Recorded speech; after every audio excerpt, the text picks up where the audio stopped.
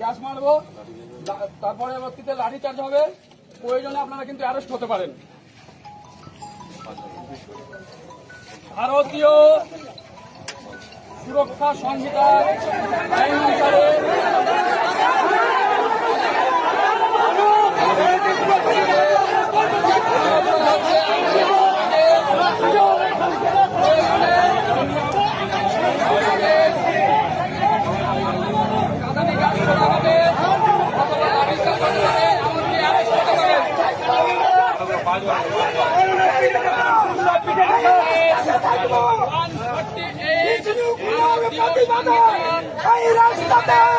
আন্দোলন চলবে,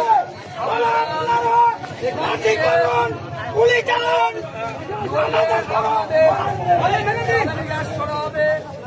প্রয়োজনে লাঠি চার্জ করা হবে, এমনকি অ্যারেস্ট হতে পারে।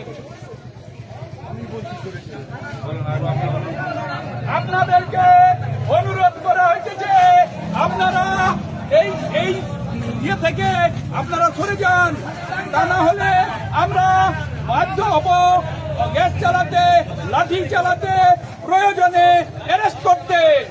আপনারা